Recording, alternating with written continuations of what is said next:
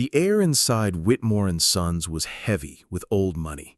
Marble floors polished to a mirror finish reflected the glow of crystal chandeliers and the click of designer shoes. Soft jazz floated from invisible speakers, soothing the high-net-worth clientele as they lounged on leather chairs waiting for their private bankers. But as Amara Langston entered, the murmur of conversation dimmed. She felt the eyes on her immediately. They were the kind of looks she had grown used to. Quick assessments dressed as curiosity, followed by micro-expressions of doubt. Her height, nearly 6 feet in heels, her tailored black Armani suit, and the Hermes Birkin on her arm marked her as someone of means. But for some, her skin color overrode every signal of status. She walked anyway, head high, steps measured. Today was supposed to be simple. She wasn't asking for a loan, wasn't begging for a line of credit. She was here to open a corporate trust account, an administrative formality for a woman whose net worth was splashed across Forbes covers. At the front desk, a receptionist glanced up from her screen. Her smile faltered for a fraction of a second. "Good morning. How may I assist you?" "I'm here to see the private banking manager," Amara said. Her voice carried the calm weight of authority. "I have an appointment. Langston. Amara Langston." The receptionist's fingers hovered awkwardly over the keyboard. "Oh, one moment, please." She picked up the phone, whispered into it, then nodded stiffly. "Mr. Whitlow will be right with you." Amara didn't miss the subtle glance the woman gave her Birkin bag, as if confirming whether it was real. Gerald Whitlow emerged moments later, all smug courtesy, wrapped in a Brioni suit that had seen better tailoring. His graying hair was slicked back, his handshake firm but not warm. "Ms. Langston," he said, smiling, "how can we help today?" "I'd like to open a Platinum Sovereign corporate trust account," Amara replied. His brow arched. "Ah, that tier requires a minimum opening deposit of $50 million. Are you certain that's the product you're looking for?" "Yes," she said evenly. "And what line of business are you in?" "I run Langston Global." He blinked, his smile tightening at the corners. He'd heard of Langston Global, of course. Tech, energy, media, but something in his demeanor suggested he hadn't expected its CEO to look like her. "I see. Well, there are a few additional requirements for clients at that level. Source of funds verification, compliance screening." Amara didn't flinch. "Do you require that of every client, or just me?" His smile thinned. "Of course, it's standard procedure." "Then let's proceed."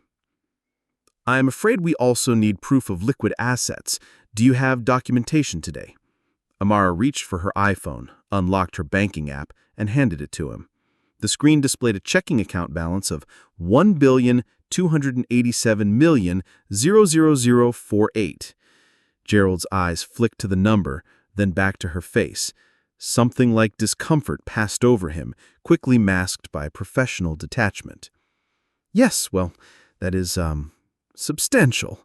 But as I mentioned, we still need to verify." "Is there a problem?" Amara asked, her tone cool and sharp. Not exactly. But as I said, certain tiers are tailored for a specific clientele. Perhaps I could recommend one of our more accessible business accounts to start." The words hung in the air like an insult. Amara stared at him, her lips pressed into a thin line. "You're telling me you don't think I qualify for your services, despite holding over $1 billion in liquid assets?" "Not at all, Ms. Langston. I'm simply suggesting that I settle for less, that we start where we're both comfortable." A tense silence enveloped the lobby. Clients and staff alike pretended not to listen, but Amara could feel their eyes. Her chest tightened. She'd been here before, not in a literal sense, but in countless boardrooms and negotiations, facing men like Gerald Whitlow who saw her as an anomaly at best, an intruder at worst. She took a deep breath. "I'll tell you what, Mr. Whitlow," she said, her voice level. "You've just made me very uncomfortable, So uncomfortable, in fact, that I think I'll take my business elsewhere." Gerald opened his mouth, perhaps to backpedal, but she wasn't finished. "And I'll make sure everyone in my network knows how Whitmore & Sons treats potential clients who happen to be black women." Her words cut through the lobby like glass. Gerald's face flushed. "Security," he said, his voice tight. "Please escort Ms. Langston out." 2 guards appeared at the edges of her vision, moving toward her. Amara didn't flinch. She gathered her bag and stood, towering over Gerald by nearly an inch, even without her Louboutins. As she passed him, she leaned in just enough for only him to hear. "You're going to regret this." Then she walked out, her heels clicking like gunshots across the marble. The Rolls-Royce Phantom glided through Atlanta's downtown streets like a shadow, its matte black paint absorbing the late afternoon sun. Inside, the world was silent save for the rhythmic hum of the engine and the quiet hiss of the climate control.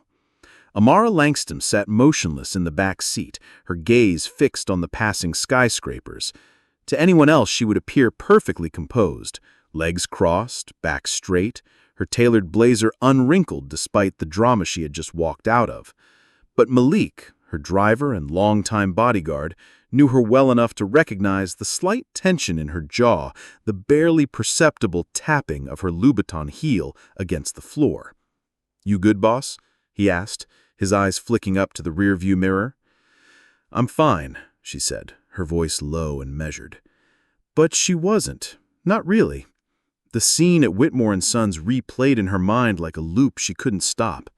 Gerald Whitlow's smirk, the subtle condescension, the wordless way the lobby full of onlookers had absorbed her humiliation like it was entertainment. She'd faced prejudice before. You didn't rise from nothing to a billion-dollar empire without brushing against it, sometimes subtly, sometimes as blatant as today. But this felt different. It felt personal. As the Rolls pulled up to the private elevator entrance of Langston Global Tower, Amara's phone vibrated. It was Jade Kim, her chief strategy officer and closest confidant. "Everything okay?" Jade's voice came through Bluetooth, warm with concern but edged with curiosity. "I just got an alert about Whitmore & Sons trending on Black Twitter. Did something happen?" "Something," Amara said flatly. "Oh no, that tone. What did they do?" Amara hesitated, considering whether to downplay the incident, but why should she? Jade had been by her side since Langston Global was just 3 employees in a WeWork office. "I walked in to open a trust account. Whitlow acted like I didn't belong there, suggested I start with a more accessible account, then had security escort me out." "What?" Jade's voice sharpened, all pretense of calm gone. "Do they even know who the hell you are?" "Apparently not." Silence crackled over the line. Then Jade spoke again, her voice quieter but laced with anger. "So what's the play? Lawsuit? Media blast?" Amara's lips curved, not into a smile, but something colder. "No," she said. "Neither. I'm going to do what I do best." "And what's that?" "I'm going to buy their whole damn bank." By the time Amara entered her corner office on the 58th floor, she had already texted her CFO to assemble the M&A team. The space was an ode to modern power. Glass walls, minimalist black and gold decor, a single art piece, a massive Basquiat dominating one wall. The city sprawled out below her like a kingdom waiting for its queen. Jade was already waiting, perched on a leather chair with a tablet in her lap. "Amara," she began carefully, "I get the impulse, but Whitmore & Sons isn't some fintech startup you can swallow overnight. They're old money, 6 generations, connections in Washington.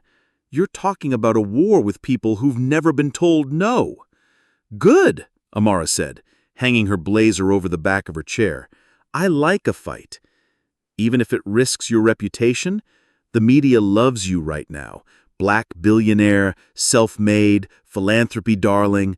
A hostile takeover could turn that. Let them try. If they want to paint me as the angry black woman who won't take their crap lying down, I'll wear the title proudly." Jade's lips pressed together. a mix of admiration and worry. Then we'll need to move carefully, start acquiring shares through shell companies, stay under the radar until we hit at least 30%. After that, it'll be impossible to hide. Amara nodded. Do it, and get me a dossier on Whitmore and Sons. Every weakness, every scandal, every skeleton in their marble closets. Jade smiled thinly. I love it when you get like this. That night, Amara sat alone in her penthouse apartment, nursing a glass of red wine as the city glittered below. She thought of Gerald Whitlow's face when she showed him her billion-dollar balance, the way he had refused to acknowledge it. They saw her wealth, they saw her power, but they still didn't see her. It was time to make sure they never forgot. The air in Atlanta's financial district was thick with tension that week. Not that Amara noticed as she strode across the lobby of Langston Global Tower. To her, tension was an old friend. She thrived on it. Jade Kim was waiting in her office, a folder clutched tight to her chest. You asked for a dossier on Whitmore and Sons, she said, sliding it across Amara's black marble desk. Amara didn't rush. She sipped her coffee slowly, eyes locked on the skyline beyond her floor-to-ceiling windows. Only when she'd set the cup down did she open the folder.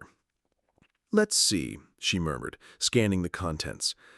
There were glossy headshots of Thomas Whitmore IV, current chairman, and Gerald Whitlow, the branch manager who'd underestimated her. Underneath lay a list of offshore accounts, regulatory fines hushed with donations, and lawsuits settled out of court. They're not as squeaky clean as their marble facades suggest, Jade said, tapping a chart. 3 pending discrimination complaints, 2 involving minority clients. Amara's brow arched. Patterns, she said. I like patterns. And this? She held up a document detailing a failed merger attempt 2 years prior. They're cash-strapped. Their legacy clients are dying off, and their younger demographic prefers fintech. They've been bleeding deposits for years. Amara leaned back in her chair, her expression unreadable. So they're weak. Vulnerable. Vulnerable doesn't mean easy, Jade warned. They still have friends in Washington, old boys networks, country club handshakes. Good thing I'm not afraid of boys clubs. Amara closed the folder with a decisive snap. We move forward. The first strike came silently. Over the next month, Amara's team began buying up Whitmore and Sons shares through a web of shell companies and private equity firms. The purchases were small enough not to trigger alarms at first. But rumors started to swirl. In country clubs and executive suites, whispers grew louder. Someone's buying Whitmore's shares. Could it be a merger? Or worse, a hostile takeover? At Whitmore headquarters, Thomas Whitmore IV scowled at his Bloomberg terminal, watching the creeping change in shareholder reports. Langston Capital. Who the hell are they? Private equity, his aide offered nervously. No clear owner. Find out, and cut them off before they get a foothold. Meanwhile, Amara was far from idle. She began a whisper campaign of her own. Quiet dinners with influential community leaders, subtle leaks to the press about Whitmore's old-fashioned practices. The stories hit a nerve. A black entrepreneur turned away despite billion-dollar assets. Whitmore's diversity record under fire.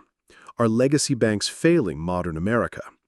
By the time the Wall Street Journal published an exposé titled, Can Whitmore and Sons Survive the New Era of Banking?, Amara had quietly secured 15% of the voting shares, and the Whitmore board was officially rattled. Gerald Whitlow was the first casualty. Summoned to headquarters, he expected a routine meeting. Instead, Thomas greeted him with a clipped tone and a pink slip. You're a liability, he said coldly. But I've been with this bank for 25 years, Gerald sputtered. And now you're done. Clean out your office. Gerald left with his head bowed, never seeing the photograph on Thomas's desk of Amara Langston shaking hands with Atlanta's mayor. That evening, Amara and Jade toasted with glasses of Krug in Amara's penthouse. 1 down, Jade said. How many to go? Just 1, Amara said, her gaze icy and unflinching. Thomas Whitmore. The sun was barely cresting over Atlanta when Amara Langston's phone buzzed. She didn't need to look at the screen to know who it was. only Jade texting her at 5:32 a.m. "Jade, it's time." Amara smiled faintly, slipping out of her silk sheets. She padded across her penthouse floor to the vast window overlooking the city. In the pre-dawn glow, Atlanta looked deceptively calm. But beneath the surface, tremors were building. Today she would start the earthquake. By 9 a.m., Amara was in Langston Global's war room. The room hummed with quiet energy as her team assembled. Jade, CFO Malik Reed, legal counsel Sandra Lopez, and half a dozen analysts with laptops open. "Status?" Amara asked.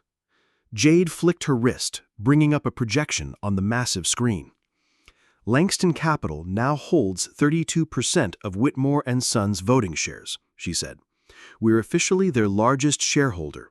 At this point, we can call a special board meeting and propose leadership changes." Malik nodded. "The press hasn't caught wind of our full stake yet, but the board knows something is coming. Whitmore's stock has been fluctuating all week. Investors are nervous." Amara's gaze sharpened. "Good. Let them sweat." Sandra adjusted her glasses. "We should prepare for legal resistance. They may deploy a poison pill strategy to dilute our shares." "Then I'll swallow the whole bottle," Amara said calmly. The team chuckled nervously, but Jade grinned. "That's the spirit." At Whitmore & Sons headquarters, Thomas Whitmore IV was anything but calm. He paced the length of his oak-paneled office, barking into his phone. "Why wasn't I told they'd amassed this kind of stake? 32%. Christ, they're practically a co-owner." His aide stammered. "Sir, it happened incrementally, through shell companies. It was hard to notice? That's your excuse?" A knock on the door interrupted his tirade. "Enter," Thomas snapped. It was his COO, Eleanor Hayes, a shrewd woman with a sharp bob and sharper instincts.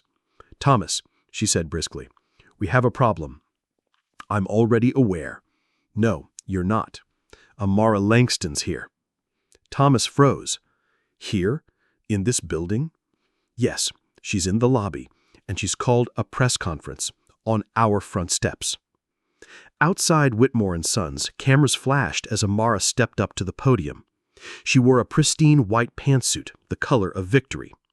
"Ladies and gentlemen," she began, her voice carrying over the murmur of reporters, "I stand before you not as a billionaire or a CEO, but as a woman who believes in accountability." The microphones crowded closer. For too long, institutions like Whitmore & Sons had been fortresses for the privileged few. They've shut out innovation, diversity, change. I'm here to change that. "Miss Langston," a reporter called out, "are you confirming rumors of a takeover?" Amara's lips curved. "I'm confirming progress. Langston Capital now holds 32% of Whitmore & Sons shares, and I intend to work with the board to ensure this bank reflects the values of the 21st century."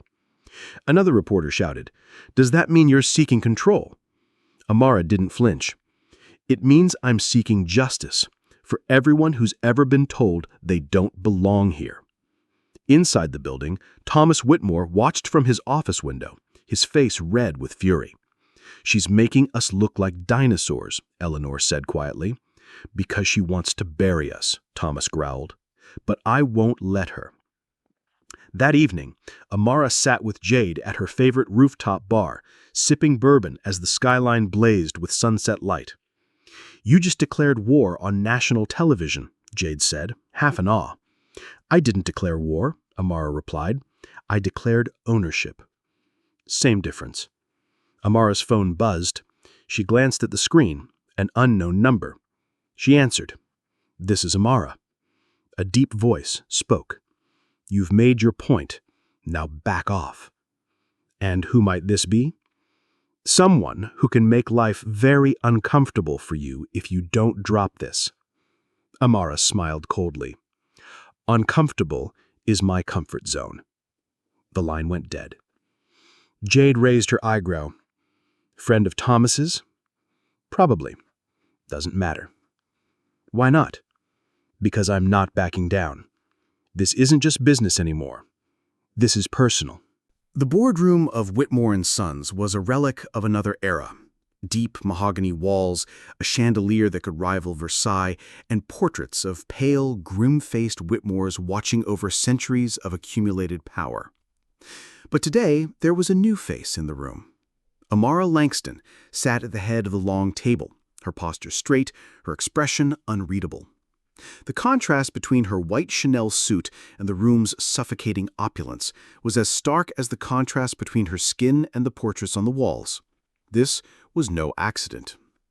Thomas Whitmore IV, flushed and furious, slammed his palm on the table. "You have no right to be here." Amara's gaze didn't waver. 32% voting shares says otherwise. This is my bank. Correction, it's a public company, which makes it our bank. A murmur rippled to the board members. Some shifted uncomfortably, others stared at Amara with thinly veiled curiosity. Eleanor Hayes, the COO, cleared her throat. "Thomas, she's technically within her rights to call a special meeting. She's a hostile actor," Thomas barked. "We can't let her dictate." "Hostile?" Amara cut in, her voice silk over steel. "Are you calling me hostile after your manager humiliated me in your lobby?" Thomas opened his mouth, then closed it. "Here's what's happening. Langston Capital is proposing a motion to restructure the executive board. New leadership, new vision, one that actually aligns with modern values. And you expect us to just hand it over? No, I expect you to vote." The vote was scheduled for the following week. But even as the boardroom emptied, Amara knew she had already won. She had the numbers. Quiet alliances had been forming since her press conference. Younger board members, eager for relevance, leaned her way. Others, tired of Thomas's autocracy, saw her as a necessary evil. By the time she exited the building, reporters swarmed her. "Ms. Langston, are you planning a full takeover? Will Whitmore remain independent? Are you seeking the CEO position yourself?" Amara paused, letting the flashbulbs pop. "I'm seeking what's best for shareholders, for clients, for the future. Isn't that what leadership is about?" That night, Amara couldn't sleep. She sat in her penthouse balcony, the city lights stretching out like a sea of possibilities. This wasn't just about Whitmore anymore. This was about every closed door, every backhanded compliment, every boardroom where her voice was ignored until it came out of a man's mouth. This was about rewriting the rules. At Whitmore headquarters, Thomas was unraveling. "She's not just here for the board," he growled to Eleanor. "She wants the whole damn thing." "Then fight her," Eleanor urged. But he shook his head. "She's too smart, too clean. The media loves her." He poured himself a drink, his hands trembling. The day of the vote arrived. The boardroom was tense, the air heavy with anticipation. One by one, board members raised their hands. Amara sat perfectly still, her face an unreadable mask. When the final vote was tallied, Eleanor Hayes announced the result. By a margin of 7-4, the motion passes. The board is restructured effective immediately. Thomas Whitmore IV is removed as chairman. Gasps echoed. Amara stood slowly. "Thank you," she said. "It's a new day at Whitmore & Sons." Thomas shot to his feet, his face red with fury. "You think you've won? This isn't over, Langston." Amara's smile was cool, lethal. "It is for you." As she exited the building, now surrounded by a small army of Whitmore employees suddenly eager to impress their new queen, Amara felt something settle deep in her chest. Power. Not the kind measured in dollars or headlines, but the kind earned from walking into the lion's den and coming out with the crown. That evening, Jade joined her in the penthouse, bringing champagne. "To the first black woman to ever own a legacy bank," Jade said, raising her glass. Amara clinked her glass gently. "To making sure I'm not the last." They drank as Atlanta glittered beneath them. And in the shadows, enemies were already plotting their next move. But Amara was ready, because she wasn't just playing the game anymore. She owned the board. The morning after the board vote, Amara Langston woke to a headline splashed across every major news outlet. "Langston topples Whitmore dynasty, historic takeover of Legacy Bank." Her phone buzzed nonstop. calls from allies, rivals, journalists, even estranged relatives who had once written her off as too ambitious for her own good. But Amara ignored it all. She sat in her penthouse kitchen, sipping black coffee, scrolling through the hundreds of emails flooding her inbox. The world saw her as a queen today, but she knew better. Queens drew assassins. At Whitmore headquarters, Thomas Whitmore IV was already plotting his revenge. He sat in his country estate, a fire crackling behind him as he nursed a glass of scotch. Eleanor Hayes sat across from him, her expression a careful balance between sympathy and calculation. "You need to accept the reality, Thomas," she said. "Langston isn't going away. I built that bank. It's mine. She's just a brilliant strategist who outplayed you," Eleanor cut in. "You underestimated her. Don't do it again." Thomas's hand clenched on the glass. "She embarrassed me. She made me look weak." "Then hit her where it hurts." Thomas's eyes narrowed. "I'm listening." Meanwhile, Amara was already thinking 2 moves ahead. At Langston Global, she met with Jade and her new Whitmore executive team. The tension in the room was palpable.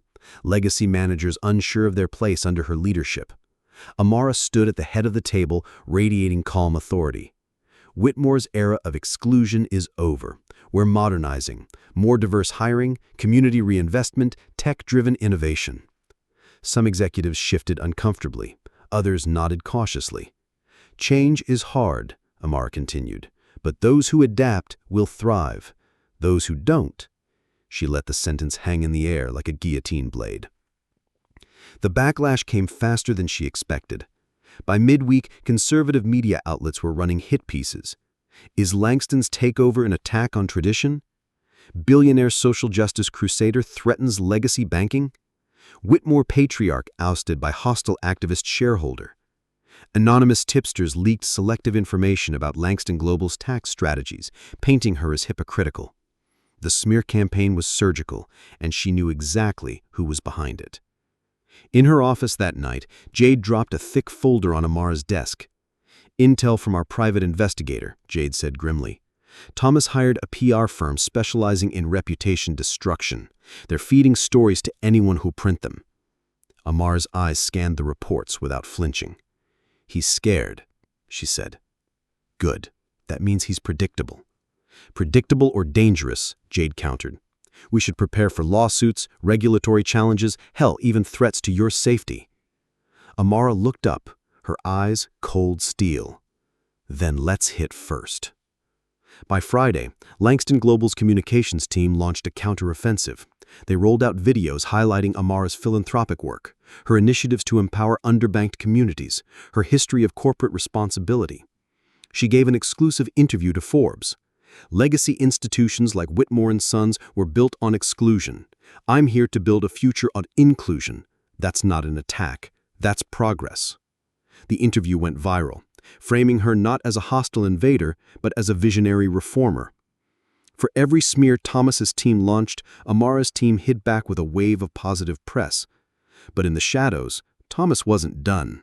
One late night, he met with a lobbyist in a dimly lit steakhouse. "She's playing chess," Thomas said, swirling his scotch.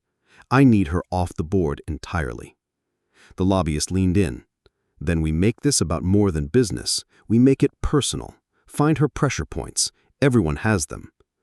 Thomas's lips curled into a thin, cruel smile. "Find me her weaknesses."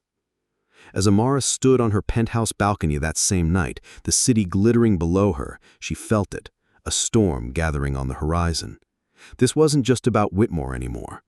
This was about power, legacy, survival, and she wasn't going to lose. The call came at 2:17 a.m. Amara was asleep in her penthouse when her phone buzzed violently against the nightstand. She answered, her voice still husky from sleep. "Langston?" "It's Jade." Amara sat up instantly. Jade never called in the middle of the night unless something was on fire, figuratively or literally. "What happened?" "You need to turn on the news. Now." Amara reached for the remote. The screen blinked to life and her stomach dropped. "Breaking news. Langston Global under federal investigation." The anchor's voice was solemn as he read the headline. The Department of Justice has opened an investigation into Langston Global for alleged insider trading and financial misconduct. Sources say this could be one of the largest probes into a minority-led firm in U.S. history. Amara's fingers tightened around the remote. Bullshit, she whispered. At Langston Global's headquarters later that morning, the atmosphere was electric with anxiety. Employees huddled in corners, whispering. Reporters crowded the sidewalk outside. In the executive conference room, Jade, Malik, and the legal team sat around the table. The usually unflappable Malik looked rattled. This isn't just a PR hit, he said. This is coordinated. They've got federal regulators crawling up our books, and the markets are reacting. Langston Global stock had dropped 12% overnight. It's Thomas, Jade said flatly. He's using his political connections. This isn't about justice. It's a hit job. Sandra Lopez, the lawyer, nodded. We need to prepare for subpoenas, asset freezes, the works. Even if it's baseless, perception alone can tank us. Amara sat at the head of the table, her face a mask of calm fury. I knew he'd fight dirty. But this is war. Thomas Whitmore watched the chaos unfold on CNBC from his office at the country estate. He leaned back in his chair, swirling his glass of scotch. She's bleeding, he said to Eleanor, who sat across from him. She's dangerous, Thomas. Cornered animals don't go down easy. Neither do kings.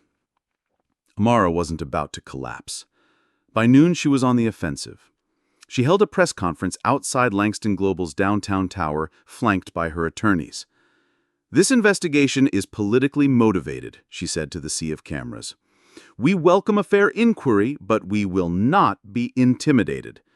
Langston Global has always operated with integrity, and we will prove it. She didn't flinch as reporters shouted questions. Are you accusing Thomas Whitmore of orchestrating this? Do you fear losing control of Whitmore & Sons? Amara's eyes glittered. I fear nothing, and I don't lose. But privately, she was shaken. That evening in her penthouse, Jade found her staring out over the city, a glass of bourbon untouched in her hand. They're trying to break you, Jade said softly. They're trying to remind me I don't belong here, Amara corrected.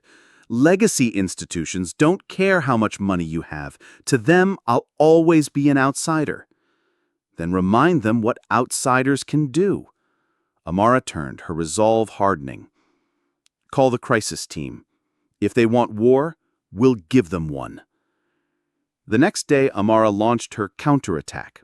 Her attorneys filed a lawsuit against Thomas Whitmore personally for defamation and interference in business operations. Simultaneously, Langston Global unveiled a billion-dollar community investment plan, dominating headlines and reframing the narrative. Her allies in politics and business began speaking out in her defense. But the investigation dragged on. Stock prices wavered, employees grew nervous, some clients pulled out. For the first time since taking over Whitmore & Sons, Amara felt the chill of vulnerability. In the shadows, Thomas smirked. She's cracking, he said to Eleanor. But Eleanor wasn't convinced. She's wounded. That's different from beaten. One night as Amara left the office, she found a single white envelope taped to her Rolls-Royce. Inside was a photo of her parents' old house in southwest Atlanta, burned to the ground decades ago. On the back, scrawled in messy handwriting, "Go home, girl, before it's too late." Amara stared at the note, her heart pounding. For the first time in years, she felt fear, not for her company, but for herself. But fear turned quickly to fire. She crumpled the photo in her hand. Game on. The city felt different that morning, heavier. Amara noticed it as her driver pulled up to Langston Global. Protesters crowded the sidewalk, waving hastily made signs. No more corrupt billionaires. Langston out. Justice for Whitmore. The smear campaign was working. But Amara didn't flinch as she stepped out of the car in a crimson power suit. If anything, she straightened her spine. "Walk through them like they're glass," she murmured to herself. Jade met her in the lobby, face pale. "It's worse than we thought," Jade whispered. "Thomas isn't just using the DOJ. He's feeding stories to state regulators, too. We're getting inquiries from 3 different agencies now." Amara's heels clicked across the marble as they headed for the elevators. "Then it's time to make him bleed," she said coolly. Later that morning, Amara convened her war council. "We've been playing defense too long," she told her inner circle. "Let's remind Thomas why no one picks a fight with me and wins." Malik raised an eyebrow. "What do you have in mind?" Amara smiled faintly, sliding a thick folder across the table. "His offshore accounts, his shell companies, his private deals with politicians. Let's shine a light." Jade whistled low. "Leaks?" "Leaks. Strategic ones." Within 48 hours, major news outlets were ablaze with revelations. Whitmore tied to questionable foreign investments. New evidence suggests Whitmore used political connections to dodge regulations. Calls grow for investigation into Whitmore family holdings. Thomas woke to see his name dragged through the mud on CNBC. His phone exploded with panicked calls from board members and old friends demanding explanations. "This is slander," he roared at Eleanor. "Then sue her," she said calmly. "We can't. She's not the one leaking this. She's using proxies." Thomas slammed his fist on the desk. "She's a witch." "No," Eleanor said under her breath. "She's a queen." Meanwhile, Amara doubled down. She arranged private meetings with key political figures and financial watchdogs, offering full transparency into Langston Global's operations. Her willingness to cooperate contrasted sharply with Thomas's growing reputation for secrecy. By the end of the week, the DOJ quietly announced it had found no evidence of wrongdoing at Langston Global. The markets reacted instantly. Langston Global stock rebounded, soaring 15% in 2 days. Amara's empire was back on stable ground, but her eyes were already on the next move. That Friday night, she met Jade and Malik at a quiet jazz bar. "You've neutralized the federal probe," Malik said, raising his glass. "What's next?" Amara sipped her bourbon. "Whitmore's foundation. It's his pride and joy. He uses it to launder influence and polish his image. Let's expose every dirty dollar." Jade grinned low. "Go for the throat?" Amar's gaze was like ice. "This isn't just business anymore.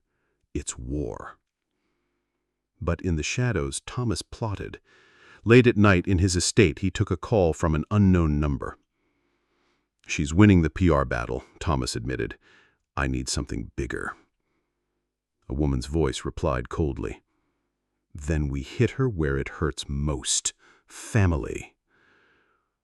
Thomas hesitated. "She has no family left. No husband, no kids. She has roots. Find them and tear them out." 3 days later, Amara's assistant handed her an unmarked envelope. Inside was a single photograph, her younger brother Marcus walking out of his apartment in Chicago. On the back was a handwritten message. "You fight, he pays." Amara felt her stomach twist. Marcus had nothing to do with this. He was a teacher, a quiet man who wanted no part of her world. Jade noticed her expression. "What's wrong?" Amara handed her the photo. "They've made it personal," she said flatly. Jade's face hardened. "Then burn them to the ground." Amara's lips curled into a predator's smile. "I plan to." Amara Langston wasn't easily shaken, but as she stared at the photograph of her brother, Marcus, she felt something deep in her chest shift. A cold, unfamiliar knot of fear. Marcus was a high school teacher, a man who spent his weekends coaching track meets and tutoring kids in his South Side Chicago neighborhood. He had no idea he'd become collateral damage in her war. Jade sat across from her in the Langston Global penthouse suite, fists clenched. "This is a line, Amara. He's crossing a line." Amara's jaw tightened. "He's not crossing it. He's erasing it." The next morning, Amara was on a private jet to Chicago. She hadn't been back in years, not since her parents' funeral. The city skyline greeted her like an old adversary. Beautiful, familiar, but full of ghosts. Marcus met her outside his apartment, confusion written across his face. "Amara, what are you doing here?" She hugged him tightly before he could protest. "Just needed to see my little brother," she said, her voice almost breaking. "Bull," Marcus said. "You never show up unannounced. What's going on?" Inside his apartment, she told him everything. The takeover, the retaliation, the photograph. Marcus ran a hand over his face. "Jesus, Amara, you're telling me some billionaire psychopath is threatening me because you bought a bank?" "Yes." He stared at her for a long moment. "Then why the hell didn't you stay away from all this?" Amara flinched. "Because I couldn't. Because people like Whitmore have been shutting doors on us our whole lives. I finally had the power to break them open. For good." Marcus sighed. "I get it. But if anything happens to me, nothing will happen to you," Amara said firmly. "I swear it." Back in Atlanta, Thomas was unraveling. The media onslaught hadn't stopped. Investigators were sniffing around his foundation now. Donors were pulling out. The Whitmore board was whispering about his leadership. Eleanor Hayes, ever pragmatic, tried to calm him. "She's protecting her brother. That means she's distracted. Use it." But Thomas's hands were shaking as he poured another drink. "I've already lost too much face. If I don't crush her, I'm finished." "Then crush her," Eleanor said coldly. Amara wasn't distracted. From Chicago, she coordinated a full-scale counterattack. Her team dug deeper into Whitmore's finances, uncovering illicit deals that went back decades. Jade called late one night. "We found evidence of fraud linked to Whitmore's overseas properties. This could bring federal charges." "Leak it," Amara said. "Are you sure? This isn't just a PR war anymore. This could destroy him." "That's the point." The next morning, headlines exploded. Whitmore empire built on fraud? DOJ investigating? Thomas watched the coverage from his mansion, his face ashen. "They're circling me like vultures," he whispered. "They smell blood because you're bleeding," Eleanor replied. Meanwhile, Amara sat with Marcus in a quiet Chicago cafe. "You should leave town," she said. "Go stay somewhere safe." Marcus shook his head.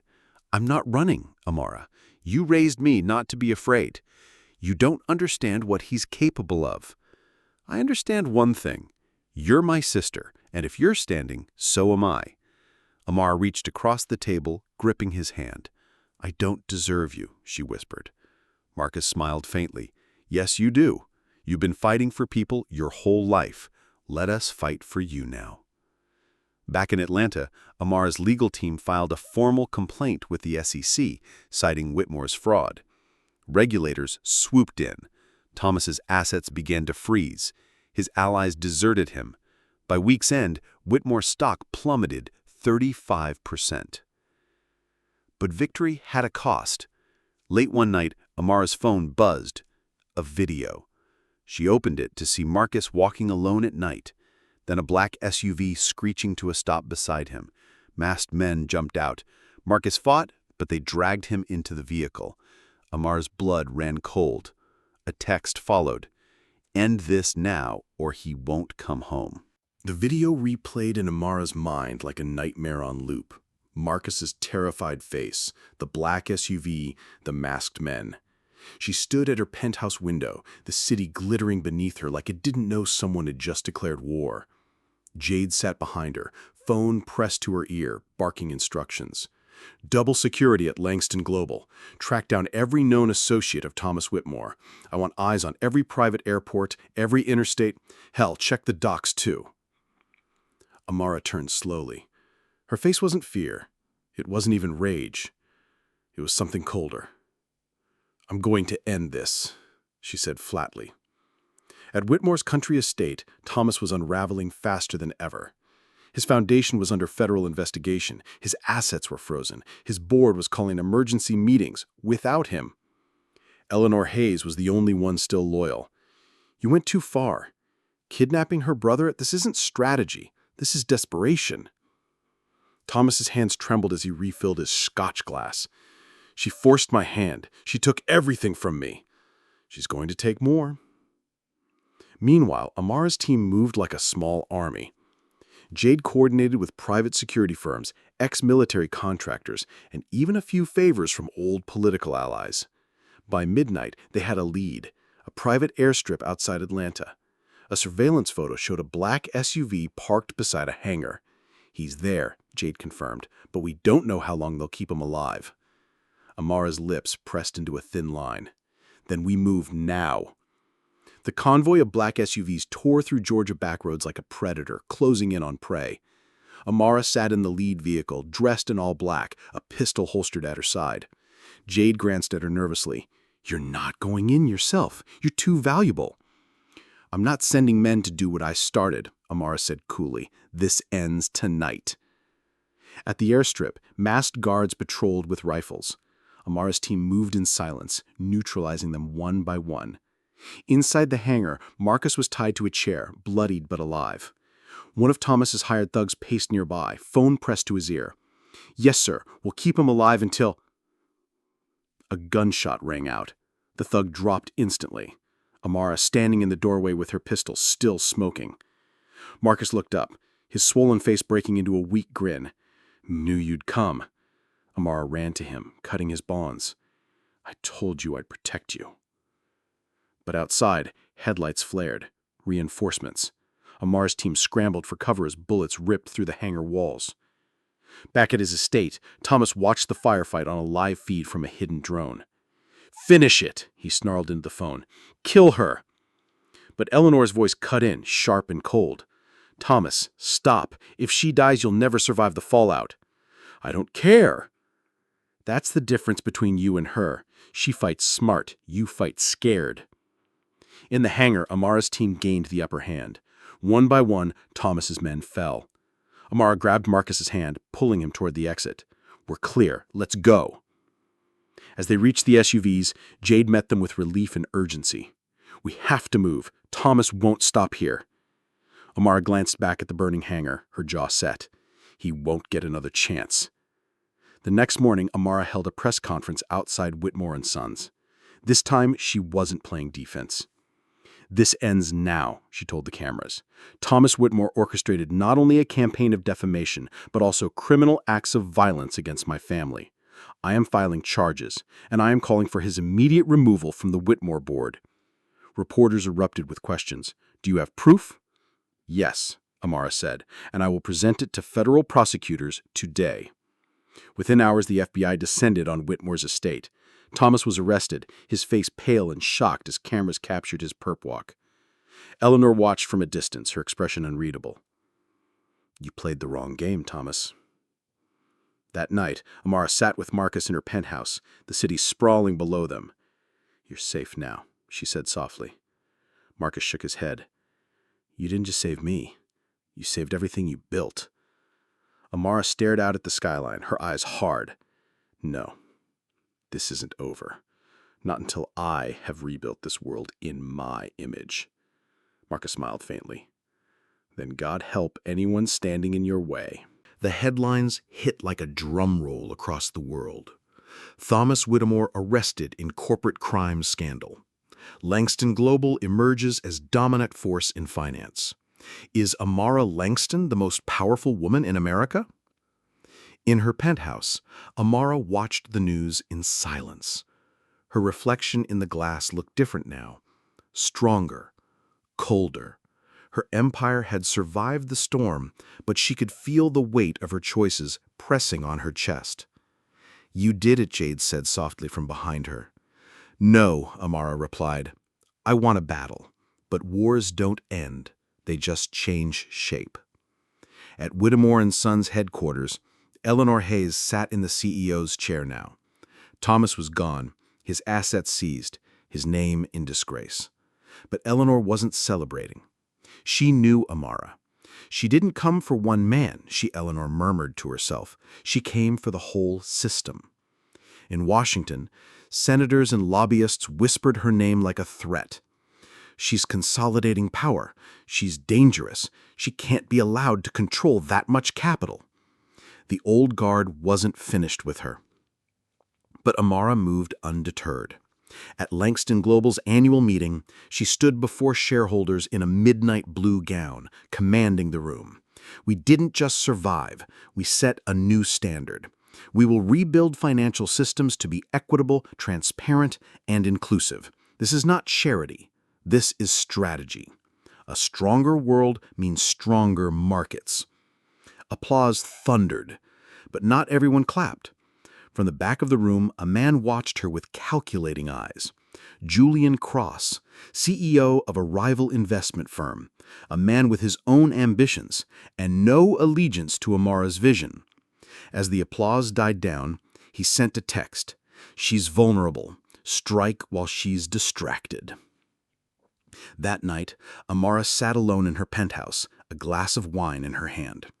Marcus had returned to Chicago, safe under 24-hour protection.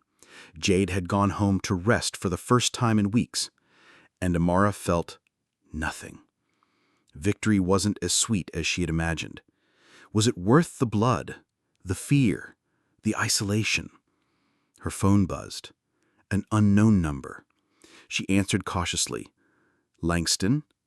A woman's voice purred on the other end.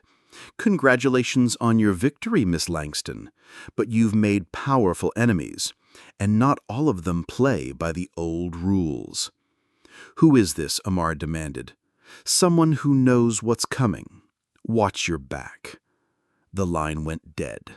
3 weeks after Thomas Whitmore's arrest, Amara Langston stood in the boardroom of Langston Global, staring at a projection screen filled with numbers. "Global portfolio up 19% quarter over quarter," Jade was saying. "Whitmore's collapse freed up market share faster than we projected." Amara nodded, but her eyes were distant. "Expansion into Asia?" she asked. Malik answered. "We're negotiating partnerships in Hong Kong and Singapore, but there's resistance. Julian Cross has been meeting with key players."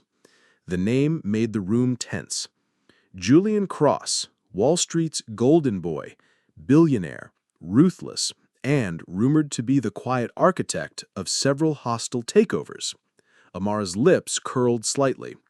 "Cross thinks he can outmaneuver me?" "He's not just maneuvering," Jade said grimly. "He's gathering a coalition." In a private estate in the Swiss Alps, Julian Cross met with 5 other tycoons. Each represented a piece of the global financial machine: energy, tech, banking, defense, media. "He's gone," Julian said simply. "Thomas Whitmore is out of the picture. But Amara Langston is far more dangerous." A Russian oil magnate frowned. "She's just one woman." "She's one woman who controls more liquid assets than any of us individually," Julian countered. "She's rewriting the rules of capitalism. That can't stand." A Chinese tech billionaire spoke next. "What do you propose?" Julian's eyes gleamed like a predator's. "We break her. Financially, politically, personally." Amara wasn't blind to the threat. Back in Atlanta, she reviewed intelligence reports with Jade. "They're calling themselves the Cabal, not even subtle.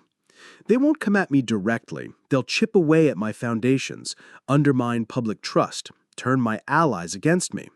Jade leaned in. "So what's the play?" Amara's smile was sharp. "We don't wait for their move. We strike first." The next day, Langston Global announced a $10 billion green energy initiative in Africa and South America. It was a direct challenge to the oil and energy titans in Julian's circle. Within hours, Amara was summoned to Washington. Senator Hawkins, a longtime puppet of big oil, confronted her in a closed-door session. You're overreaching, Ms. Langston. Global markets aren't your personal playground. Amara didn't flinch. Markets belong to those with the vision to shape them. I won't apologize for having that vision.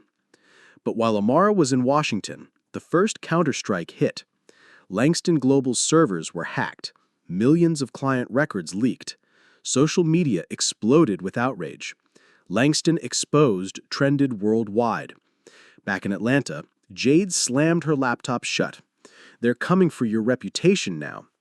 Amara paced, her heels clicking against the marble floor. Find out who's behind it and hit them back twice as hard.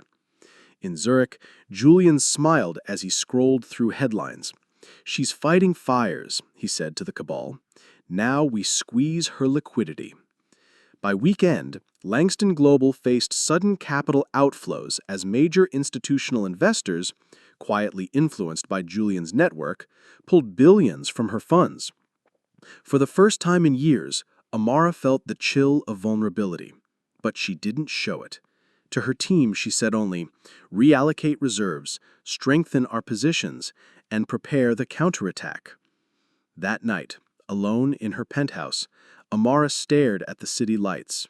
For a moment, she let herself feel the weight of it all, the enemies aligning, the risks mounting, the cost of standing at the top. Then she whispered to herself, a promise and a warning. They think they're playing a game, but I burn games to the ground. The ballroom of the Waldorf Astoria buzzed with power. Billionaires, politicians, and media moguls mingled under glittering chandeliers. The Global Economic Forum Gala was where deals were made, rivals measured each other, and empires shifted overnight. Amara Langston strode in like she owned the place. She wore a sleek black gown, her hair in a flawless updo, diamond earrings catching the light. Whispers followed her like shadows. There she is. Langston Global's queen, or its destroyer, depending on who you ask. Jade kept pace beside her, muttering updates. Julian's here, table 6, flanked by half the cabal. Amara didn't break stride. Good. Let's give them a show. At table 6, Julian Cross watched her approach with the faintest smirk. He's bold, I'll give her that, he said to Eleanor Hayes, seated at his right. Eleanor didn't reply. Her sharp eyes followed Amara, calculating. Amara stopped at their table. Julian, she said smoothly, how nice to see you outside of backroom conspiracies. He stood, offering a mock bow. Amara, you look lethal. I am. And you're bleeding influence all over this room. Julian's smirk tightened, but his eyes glittered with challenge. This isn't over. No, Amara agreed. It's just getting started. The two titans circled each other all night, trading barbs over champagne, their duel as sharp as any blade. You've made enemies in every sector, Julian warned quietly. Even your allies are watching, wondering if you're worth the risk. Amara smiled faintly. Then I'll show them, one move at a time. Later, on the balcony, Eleanor approached Amara. You're dangerous, Miss Langston. Only to those who try to cage me. Eleanor studied her for a long moment. Thomas underestimated you. Julian won't make the same mistake. Maybe not, but you will. Eleanor's eyebrows lifted. You think so? I know so. You're too loyal to a sinking ship. To Amara's surprise, Eleanor smiled, a small cryptic curve of her lips. Perhaps I'm loyal to the highest bidder. And with that, she walked away. The next morning, headlines blared. Langston Cross clash at economic gala. Markets react to tense power struggle. In Zurich, Julian slammed his fist on the table. She turned my allies against me. Hayes is wavering. A cabal member warned him. Amara's not fighting fair, she's rewriting the rule book. Julian's eyes darkened. Then we tear up the board. In Atlanta, Amara's team celebrated small victories. New partnerships in Asia, a surge in public support after her defiant gala appearance. But Amara wasn't celebrating. She sat alone in her office, staring at a file Jade had placed on her desk. Inside, evidence of Julian Cross's offshore accounts, tax evasion, and ties to political bribery. Enough to ruin him. Amara's fingers hovered over the call button to the DOJ. But Marcus's words echoed in her mind. Don't lose yourself. She closed the file. Not tonight. This wasn't over. But she would choose her battlefield. Eleanor Hayes arrived at Langston Global unannounced. Security tried to stop her at the lobby. "I'm here to see Amara Langston," Eleanor said coolly. "Tell her it's about Julian." Upstairs, Jade wasn't happy. "This could be a trap," she hissed. Amara glanced out the window at the Atlanta skyline. "Or it could be opportunity."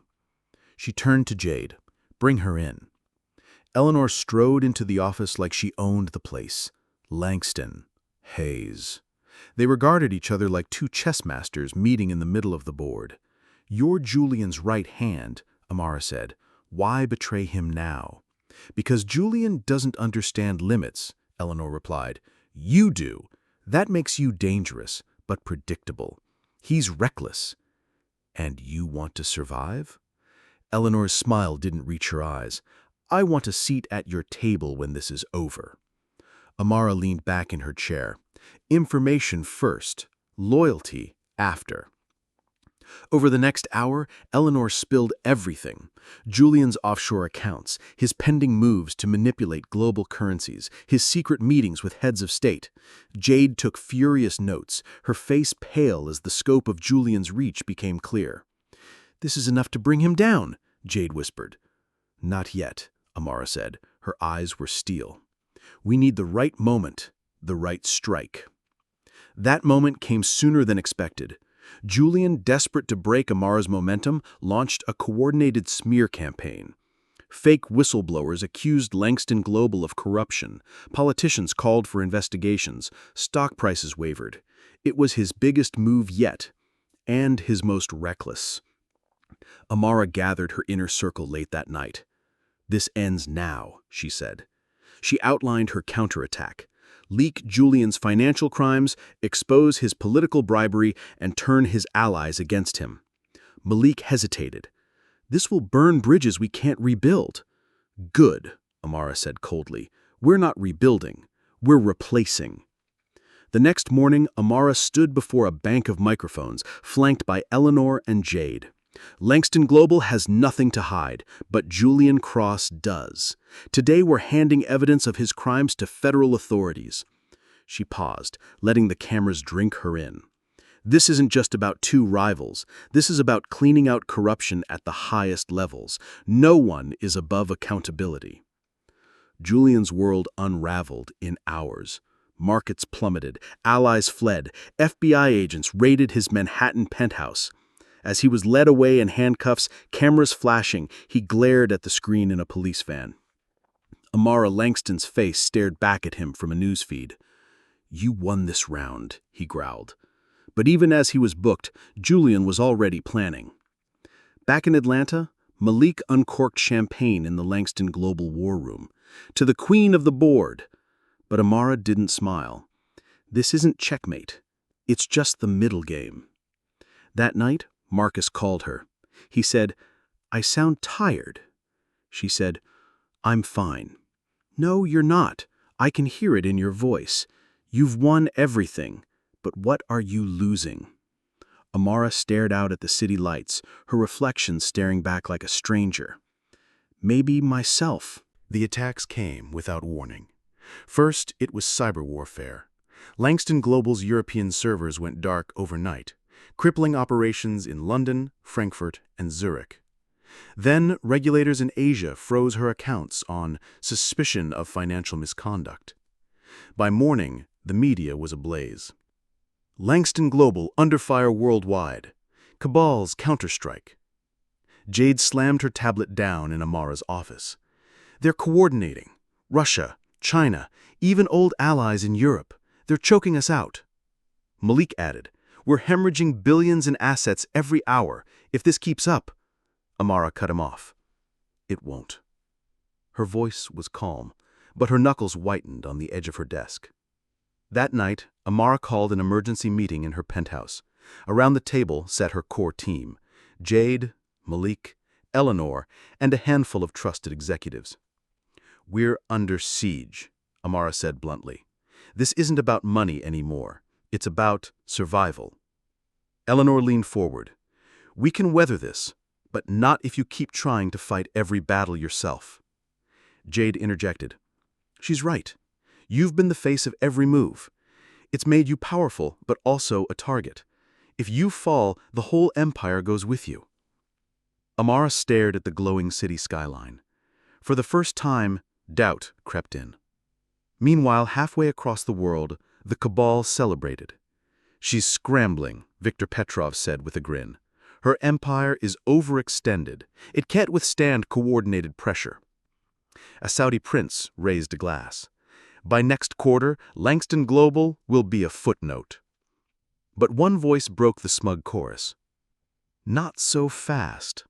It was Eleanor Hayes, on a secure line, still playing both sides. "You're underestimating her again." The next day, Amara struck back. She announced a landmark merger with a South African fintech company, Langston Global's largest ever deal in Africa. It was bold, risky, but it signaled resilience. Markets stabilized slightly, but the Cabal hit back harder. Fake leaks about toxic work culture at Langston Global flooded social media. Protesters appeared outside her Atlanta headquarters. Jade burst into Amara's office with a breaking news alert. "Now they're dragging your family. Marcus's past DUI is trending. They're using him to make you look weak." Amara's eyes hardened. Enough. That evening, Amara gave an unscheduled live interview. She didn't sugarcoat. "Yes, we're under attack. Yes, this is coordinated. But let me be clear, I will not be intimidated. Langston Global isn't just one person. It's an idea. And ideas can't be bought, bullied, or erased." The speech went viral. Supporters rallied. Stock prices ticked up.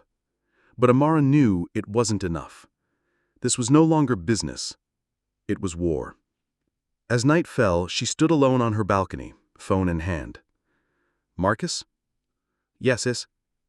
"I need you to leave the country. Tonight." "Why?" "Because I can't protect you and fight them at the same time." There was silence. Then Marcus spoke, his voice low and pained. "You've already given up so much. Don't give up us, too." Amara's jaw tightened. "I'm not.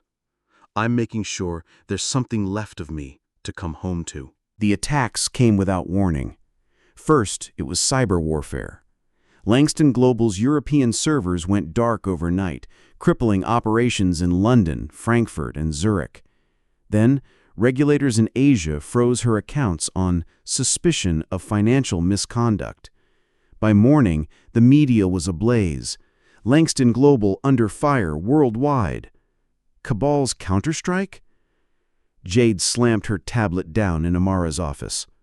"They're coordinating. Russia, China, even old allies in Europe. They're choking us out." Malik added, "We're hemorrhaging billions in assets every hour. If this keeps up—" Amara cut him off. "It won't." Her voice was calm, but her knuckles whitened on the edge of her desk. That night, Amara called an emergency meeting in her penthouse. Around the table sat her core team: Jade, Malik, Eleanor, and a handful of trusted executives. "We're under siege," Amara said bluntly. "This isn't about money anymore. It's about survival." Eleanor leaned forward. "We can weather this, but not if you keep trying to fight every battle yourself." Amara's eyes flicked to her. "So, what do you suggest?" "Delegate. Build alliances. Let others take hits for you while you reposition." Jade interjected. "She's right. You've been the face of every move. It's made you powerful, but also a target. If you fall, the whole empire goes with you." Amara stared at the glowing city skyline. For the first time, doubt crept in.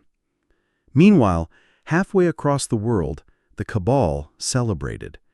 "She's scrambling," Viktor Petrov said with a grin. "Her empire is overextended. It can't withstand coordinated pressure."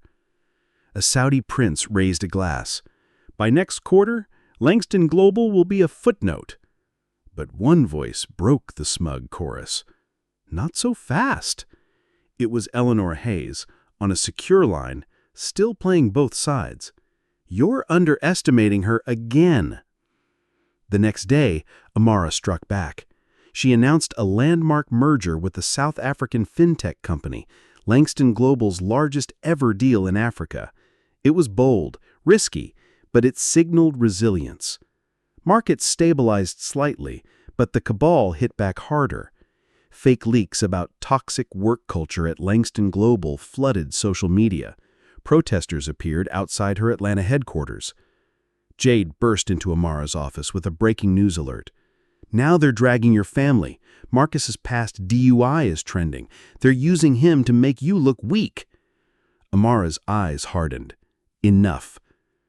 That evening, Amara gave an unscheduled live interview. She didn't sugarcoat. "Yes, we're under attack. Yes, this is coordinated. But let me be clear, I will not be intimidated. Langston Global isn't just one person. It's an idea. And ideas can't be bought, bullied, or erased." The speech went viral. Supporters rallied. Stock prices ticked up. But Amara knew it wasn't enough. This was no longer business. It was war. As night fell, she stood alone on her balcony, phone in hand. "Marcus?" "Yes, sis?" "I need you to leave the country, tonight." "What? Why?" "Because I can't protect you and fight them at the same time." There was silence. Then Marcus spoke, his voice low and pained. "You've already given up so much. Don't give up us too." Amara's jaw tightened. "I'm not. I'm making sure there's something left of me to come home to." The Langston Global War Room was eerily quiet. Jade sat at the far end of the table, her fingers drumming against a tablet. Malik spoke in low tones with two senior executives. Amara stood near the glass wall, staring at the Atlanta skyline. The city felt like a different world now. Her fortress, her battlefield, her cage. "Amara," Jade said, finally, her voice tight, "we need to talk." Amara turned slowly. "About what?" Jade hesitated, then pushed a folder across the table. "Langston Global is bleeding. If we don't pull back, we could lose everything." Amara flipped through the documents, financial forecasts, projected losses, public trust metrics. "This isn't news," she said coldly. "It's not just numbers, Jade. Your brother's been followed. Your name's being dragged through every mud pit in the country. You're winning battles, Amara, but at what cost?" Amara's eyes narrowed. "Where is this going, Jade?" "I'm saying maybe it's time to negotiate, to cut our losses before the Cabal rebuilds under new leadership." The room went still. Malik froze mid-sentence. Amara's voice was soft, but deadly. "Negotiate? With the people who tried to destroy me?" Jade held her ground. "With what's left of them, yes. You've made enemies of governments, media giants, and half of Wall Street. Even Eleanor's hedging her bets." Amara stepped closer, her gaze burning. "Are you hedging too, Jade?" Meanwhile, across the ocean, Eleanor Hayes met in secret with the Cabal remnants. Petrov was gone, his empire shattered, but now, in his place, a surprising figure emerged, Vivian Duval, the French media tycoon. "The mistake was letting Langston control the narrative," Vivian said. Her voice was silken, but her eyes glittered with malice. "Now we control her story. Her downfall will be broadcast live." In Atlanta, Amara wrestled with Jade's words long after the meeting ended. Could she trust her oldest ally? The thought twisted like a knife in her chest. That night, Marcus called. "I saw the protests outside your HQ. This isn't just business anymore, Amara, it's war, and wars cost lives." "I know," she said softly. "Do you? Or are you so far in that you don't see the edge anymore?" Amara didn't answer. Because maybe she didn't. The next day, Amara met privately with Eleanor. "Duval's in charge now," Eleanor reported. "She's consolidating power. Jade was right. You've rattled governments. They're scared of what you represent." "And you? Are you scared?" Eleanor smiled faintly. "Of you? Always." Later that night, Amara caught Jade in the parking garage speaking on her phone in hushed tones.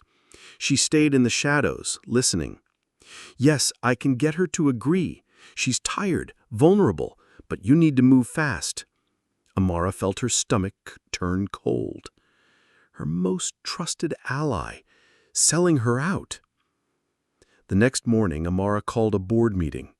Jade entered nervously, but Amara was all calm fire. "Effective immediately, Jade Chan is removed from her position as COO." The room gasped. "Amara, please." "You made your choice," Amara said flatly. "Now live with it." Outside the glass towers of Langston Global, protesters shouted her name, both in anger and admiration. Inside, Amara stood alone staring at her reflection. For the first time, she wondered if Marcus was right. Was she losing herself? The screen in Amara's office flickered to life.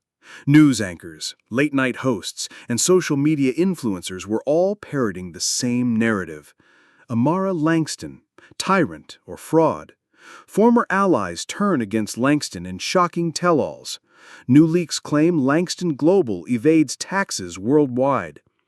Amara sat still, her face unreadable. Malik stormed into the room, his face flushed with rage. "This is Duval. She's weaponized every media outlet she owns. They're running 24/7 hit pieces." Jade was gone. Eleanor's allegiance was still a question mark. And now Vivian Duval had filled the power vacuum left by Julian's fall. "Queen against queen," Malik muttered. Amara's lips curved into the faintest smile. "Then let's see whose crown shines brighter."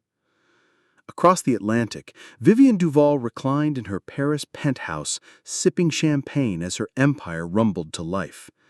"She's resilient," Petrov's replacement warned over video call.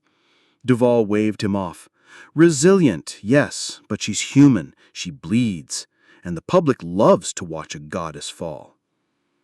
Amara met Eleanor in a secluded cafe late that night. "You've seen the attacks," Amara said quietly. "Yes." Eleanor sipped her espresso. "Duval is brilliant. Her reach is global. She'll make the world believe you're the villain." "Am I?" Eleanor's brow furrowed. "Are you asking me or yourself?" Amara didn't answer. Instead, she slid a folder across the table. Inside were documents implicating Duval in decades of financial crimes, blackmail, and even ties to oppressive regimes. Eleanor flipped through them, her eyes widening. "You want me to leak this?" Amara's voice was steel. "No, I want you to broadcast it. Full exposure, every channel Duval doesn't control." Eleanor hesitated. "This will scorch the earth." Amara's gaze didn't waver. "Then let it burn." In Atlanta, Marcus called again. "You sound different," he said cautiously. "I'm tired, Marcus. Tired of playing defense." "Don't let them turn you into what they say you are." "It's too late for that," Amara whispered. The next morning, Amara moved. Anonymous whistleblowers flooded independent media with Duval's secrets. A massive data drop, dubbed #VivianLeaks, trended worldwide within hours. Duval's empire built on blackmail? Human rights groups demand investigation into French media tycoon? Langston strikes back?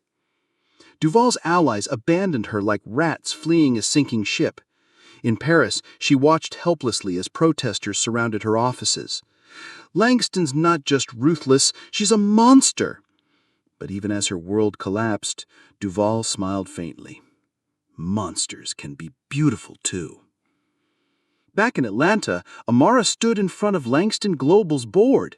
"We've survived the worst. Now we build again." Applause broke out around the room. But Amara felt no triumph. When she was alone, she stared at her reflection. The woman looking back at her wasn't the one who walked into that bank years ago, humiliated and angry. This woman was colder, sharper, more dangerous. And she didn't know if that was victory or tragedy. The news should have felt like victory. Vivian Duval was gone, her empire fractured overnight. Analysts called it the greatest collapse of a media dynasty in modern history. But Amara felt no relief, because her phone wouldn't stop ringing. Marcus's name flashed on the screen. Marcus. His voice was tight. "We have a problem." Her stomach turned. "What is it?" "I was followed today. Black SUV, tinted windows. Same car showed up outside my girlfriend's place last night." Amara's blood ran cold. "They're not after me anymore," Marcus said. "They're after you, through me." At Langston Global, Malik paced the boardroom. "They've lost their queen, now they're feral. Cornered animals bite hardest. Who's left?" Malik pulled up a list on the screen. A handful of old money sharks, oil tycoons, and one wild card. The photo of a young man appeared. Nikolai Petrov, Victor's nephew. Reckless, violent, he wants revenge for his uncle's fall. Amara's hands curled into fists. "He wants war, I'll give him war." That night, Amara met Eleanor in a secure location. "They're targeting my family now," Amara said, her voice low and dangerous. Eleanor hesitated. "This is what the endgame looks like. You've taken them to the brink, and now they're willing to burn everything." "I'll burn first," Amara said coldly. Eleanor studied her. "Are you sure there will be anything left of you?" The next day, Amara moved Marcus and his girlfriend to a secure location. But it wasn't enough. On a rainy Atlanta night, gunfire erupted outside Marcus's safe house. Security fought back, but two men broke through. Marcus grabbed his girlfriend's hand, fleeing through the back door as bullets shattered glass. "Go, go!" security shouted. Hours later, Amara arrived at the scene. The house was riddled with bullet holes. Marcus and his girlfriend huddled in the back of a police car, shaken but alive. Amara pressed her forehead to his. "I'm sorry," she whispered. "This isn't just about business anymore," Marcus said hoarsely. "This is personal for them, and it's personal for me too. End this, Amara, whatever it takes." Back at Langston Global, Malik convened his war council. "This ends now. No half measures, no negotiations. We take the fight to them." Malik frowned. "This could mean blood on your hands." Amara's voice was ice. "They drew first blood." In Zurich, Nikolai Petrov laughed as he watched the footage of the attack. "Let her come. I'll be waiting." But deep down, fear gnawed at him, because Amara Langston had never lost twice. The rain hadn't stopped for 3 days in Atlanta. It streaked down the glass walls of Langston Global's war room as Amara stood before her team. Her hair was pulled back in a severe knot. Her eyes burned with sleepless determination. "This is it," she said. "No more defense, no more games. Tonight, we finish them." Her plan was ruthless. Eleanor had provided the final pieces: hidden accounts, shell companies, dirty dealings of the cabal's last holdouts. "We release everything," Amara ordered. "Leak to international regulators, coordinate raids across 5 continents, shut them down before sunrise." Malik nodded grimly. "It'll be the biggest takedown in corporate history." Jade, quiet since her disgrace, watched from a corner of the room, her expression unreadable. In Zurich, Nikolai Petrov received word of the coming storm.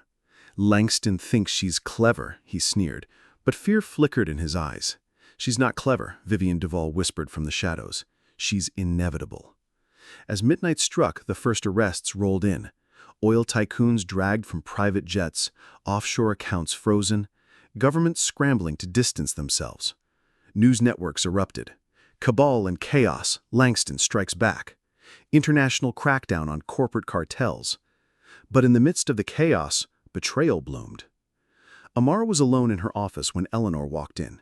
"You did it," Eleanor said softly. "Not yet."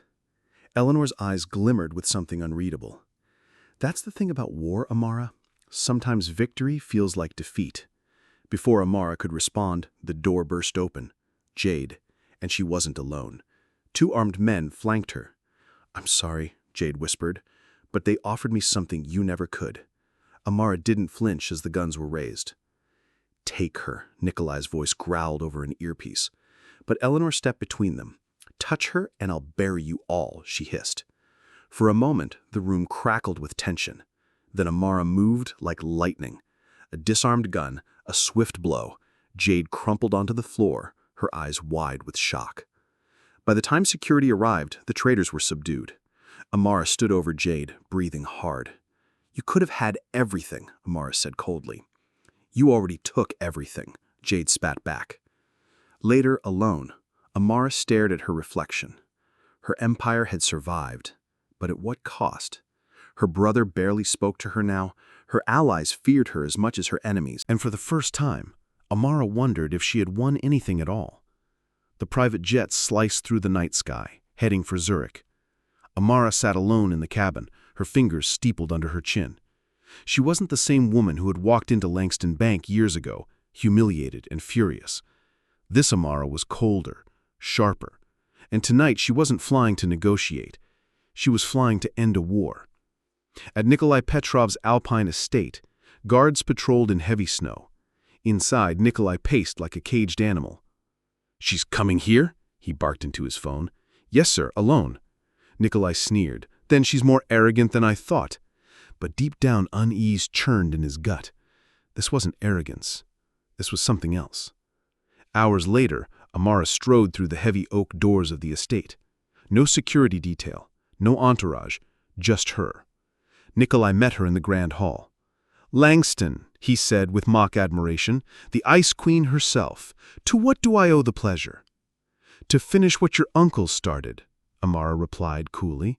He laughed. "You think you're here to end me? You're standing in my house, surrounded by my men. I could have you killed with a word." Amara's smile didn't reach her eyes. "Then why haven't you?" It was a stalemate. For hours they parried, verbally and psychologically. Nikolai threatened. Amara countered. "You built nothing, Petrov. You inherited power, and you're too weak to hold it." Nikolai's face flushed with anger. "You think you're stronger? You're alone. Even your allies fear you now." Amara stepped closer, her voice like steel. "Better feared than forgotten." Suddenly gunfire erupted outside. Amara's security team, hidden until now, breached the estate.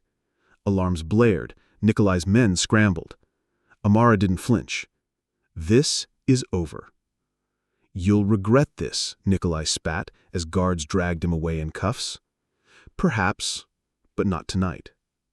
By dawn, news of Nikolai's capture had gone global. Petrov dynasty falls, Langston's final victory. Cabal era ends in flames. Back in Atlanta, Marcus met Amara at her penthouse. "You won," he said softly. Amara looked out at the sunrise.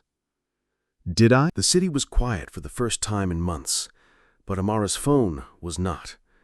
Dozens of missed calls, hundreds of unread messages. The world couldn't stop talking about her. Langston ends corporate cartel era. Heroine or tyrant, global debate over Amara Langston. SEC files suit against Langston Global for antitrust violations. She had crushed the cabal, but now governments and regulators were circling like vultures. Marcus met her in her office, his brow furrowed. "Amara, they're coming for you next. You've scared them all. Wall Street, the Senate, even your own board." She stared out the window. Let them come. At a televised Senate hearing, politicians grilled her with accusations. "Did you abuse your power to destroy competitors? Is Langston Global a monopoly? Amara faced them in a crisp black suit, her voice steady. I didn't destroy competitors. I dismantled criminals. You're welcome. The gallery erupted in whispers. Back in Atlanta, Eleanor surprised Amara by showing up at her penthouse. You saved the world from men like Petrakov, Eleanor said softly. But the world isn't grateful, Amara. It never is. Amara poured 2 glasses of wine. Then why are you here? To remind you you're not alone, Eleanor replied. For the first time in months, Amara allowed herself a faint smile. But Jade wasn't done either. From her self-imposed exile, Jade spoke to reporters. She's not a savior, she's a tyrant, and I can prove it. Amara's legal team warned her. Your former COO has the ear of investigators. She could bring criminal charges. Malik slammed his fist on the table. After all we sacrificed for her, Jade's trying to burn the whole house down. Amara stood. She won't succeed. But later, alone, doubt crept in. At night, she stared at her reflection in the floor-to-ceiling glass. Was she still fighting for justice? Or had she become everything she once despised? Marcus's words echoed in her mind. Don't lose yourself. Suddenly, her phone buzzed. An unknown number. A single text. Meet me. One last time. You owe me that much. Jade. Amara stared at the message. Was it a trap? Or the beginning of redemption? The warehouse smelled of rust and gasoline. Amara stepped inside, her heels echoing on the concrete. She was unarmed, but her gaze was a weapon. Jade stood near a flickering light, arms crossed, flanked by 2 men with nervous eyes and concealed holsters. You came alone, Jade said softly. Because I don't need an army to face you, Amara replied. Jade's jaw tightened. I didn't want it to end like this. The air crackled with unspoken history. They had built an empire together, survived assassinations, boardroom coups, and international scandals. Now they stood on opposite sides of the battlefield. You betrayed me, Amara said finally. Jade laughed bitterly. No, I survived you. There's a difference. I gave you everything. And you took everything. My loyalty, my life, my soul. Jade stepped closer, her voice trembling. You're not a leader, Amara. You're a storm. Everyone you touch gets destroyed. The 2 men shifted uneasily as tension thickened. Then one of them spoke into an earpiece. She's here. Amara's eyes narrowed. You weren't alone either. From the shadows, Nikolai Petrov stepped out. He was battered from prison, but his eyes burned with hatred. Langston. I should have known Jade didn't have the spine to do this alone. Amara's mind raced. Jade had brokered a deal with Nikolai, her life in exchange for Amara's head. Classic Petrov move, Amara said coolly, hiding behind others. Nikolai smirked. You talk too much for someone about to die. But in that moment, Jade faltered. She looked at Amara not as an enemy, but as the woman who had once saved her life. Do it, Jade, Nikolai hissed. End her. Jade's hand trembled on her gun. She whispered. Then everything happened at once. Jade spun, firing at Nikolai's men. Chaos erupted. Gunfire echoed in the warehouse. Amara dove for cover, grabbing a fallen pistol. When the smoke cleared, Nikolai lay bleeding on the floor, gasping in rage. You ruined everything, he choked. Amara stood over him, her gun steady. No, she said coldly. I ended it. One final shot silenced him. Jade slumped against a crate, bleeding from a shoulder wound. Amara knelt beside her. Why? She asked. Jade's eyes were glassy. Because you taught me to fight, even if it meant fighting you. Amara's hand shook as she pressed against Jade's wound. Stay with me. By the time sirens wailed outside, Amara's hands were covered in Jade's blood. She looked up at the warehouse ceiling, her face a mask of exhaustion and pain. The courthouse steps were swarming with cameras. Amara emerged from the building flanked by her legal team. The charges had been dropped. There would be no prison, no fines, no public apology. But the headlines still screamed her name. Langston walks free, the queen who could not be crowned, savior or scourge.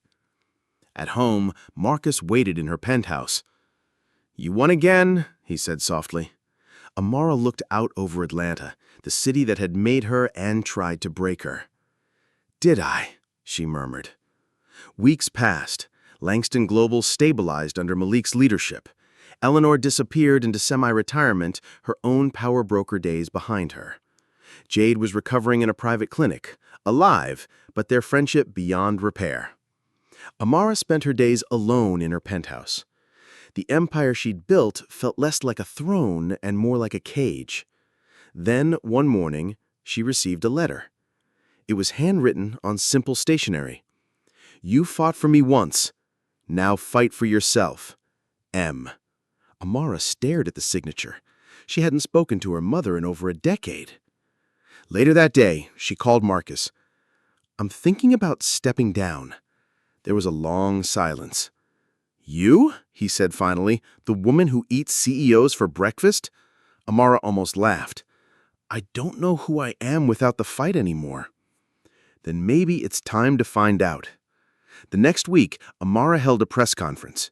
Reporters leaned forward as she spoke. "I built Langston Global to prove I belonged in rooms where no one wanted me. I won that war.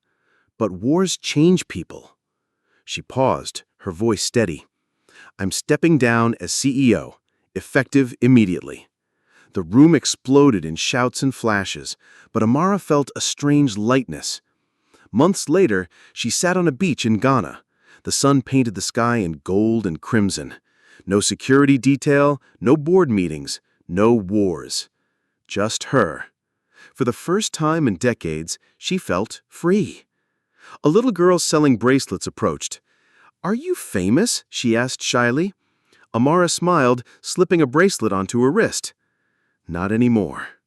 The girl grinned and ran off. Amara watched her go, the weight of 1,000 battles falling away like grains of sand. She wasn't a CEO now, not a queen, not a villain. Just a woman. And that was enough.